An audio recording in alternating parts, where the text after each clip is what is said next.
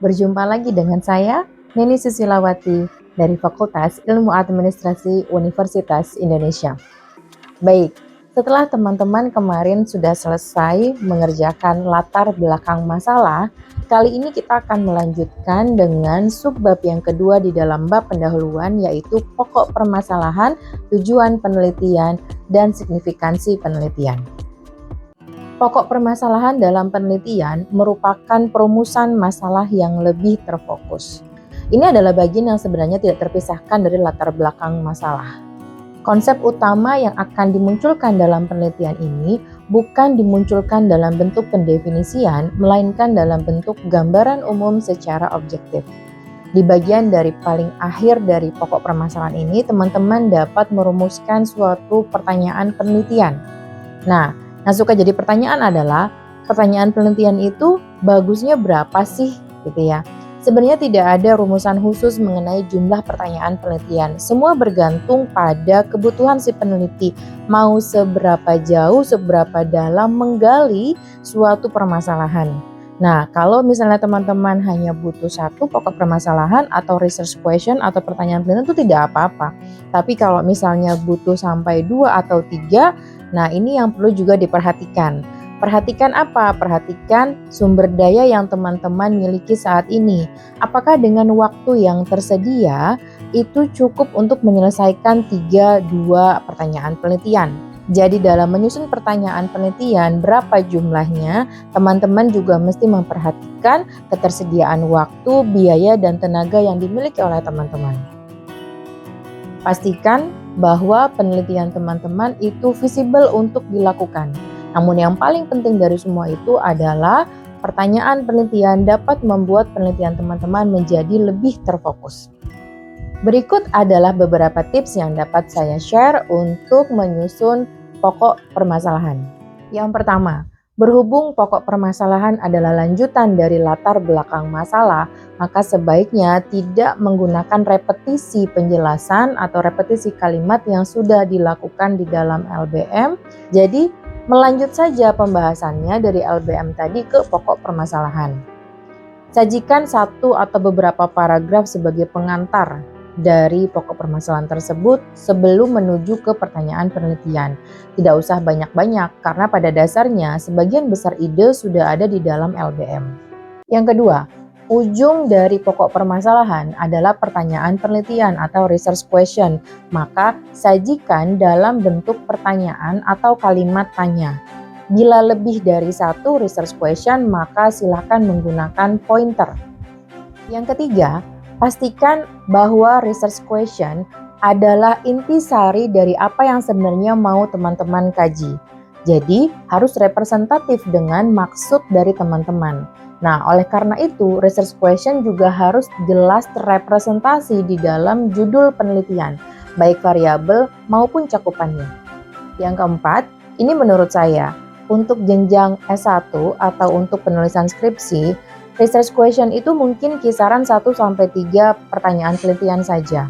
1 boleh nggak? Boleh, yang penting pembahasannya itu mendalam. Buat apa banyak pertanyaan penelitian, tapi nanti kalau pembahasannya hanya di permukaan saja. Lebih baik sedikit tetapi lebih mendalam. Kita melaju ke subbab selanjutnya, yaitu tujuan penelitian, subbab 1.3. Research question atau pertanyaan penelitian sangatlah terkait dengan jabaran tujuan penelitian.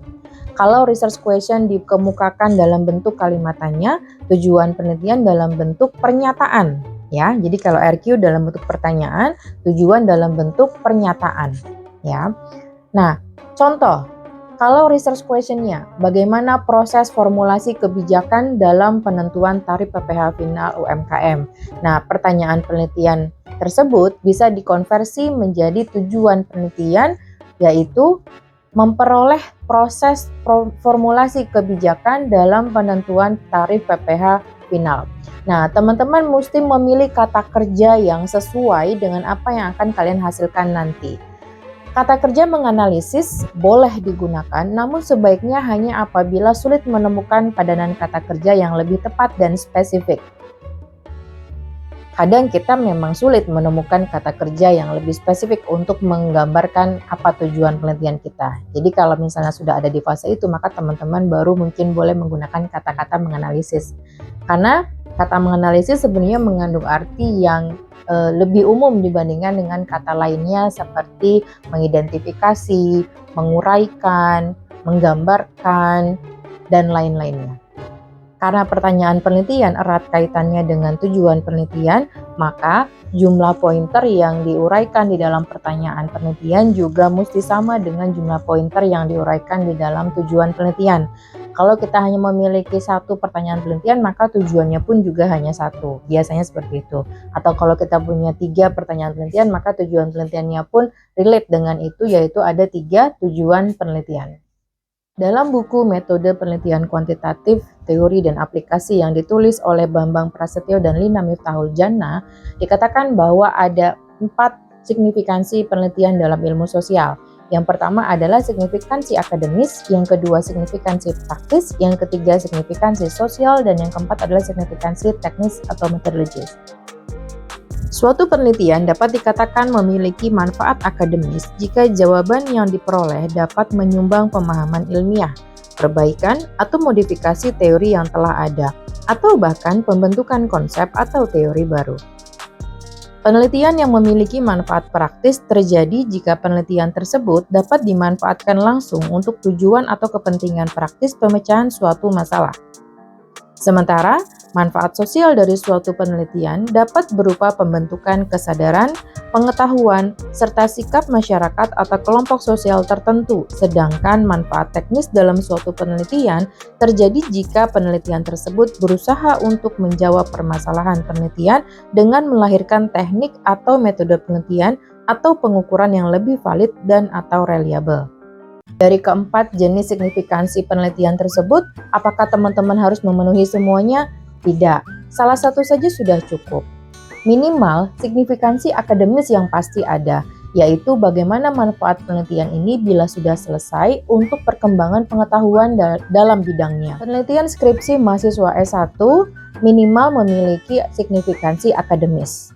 Juga bisa memiliki signifikansi praktis, namun ini bisa dikatakan demikian apabila setelah riset nanti teman-teman bisa menyampaikan hasilnya dan dimanfaatkan oleh instansi tertentu untuk problem solving mereka. Namun tidak juga mustahil bahwa penelitian teman-teman memiliki manfaat sosial, yaitu adanya perubahan dari hasil riset ini terhadap perilaku masyarakat ataupun signifikansi teknis. Jadi, yang perlu kita tuliskan di dalam bab pendahuluan kita mengenai signifikansi akademis adalah yang memang benar-benar teman-teman hasilkan dari hasil riset ini, atau kita katakan bahwa menjadi realistis saja dengan kondisi riset masing-masing. Teman-teman tidak perlu khawatir nilainya nanti akan menjadi turun atau berkurang karena adanya hanya signifikansi akademis saja. Tidak, justru yang harus dituliskan adalah yang memang benar-benar real sesuai dengan kondisinya. Subbab terakhir yang ini sebenarnya juga tambahan, tidak bersifat wajib ya, yaitu terkait dengan batasan penelitian. Subbab batasan penelitian ini perlu teman-teman tulis apabila ada kondisi khusus terkait dengan justifikasi pembatasan suatu cakupan dalam penelitian ini. Misalnya, kalau lokus penelitian adalah DKI Jakarta, namun teman-teman tidak meneliti di Kepulauan Seribu gitu ya. Nah, teman-teman perlu jelaskan apa alasannya atau justifikasi tidak dilakukan penelitian di Kepulauan Seribu.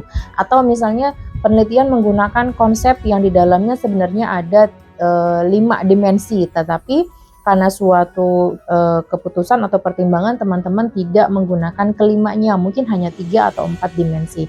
Nah, disitulah fungsinya kalau kita menuliskan batasan penelitian. Namun kalau teman-teman tidak perlu ada suatu bahasan khusus mengenai bagaimana justifikasi atas pembatasan cakupan tertentu dalam riset Anda, maka tidak perlu ada subbab batasan penelitian. Jadi sifatnya opsional saja.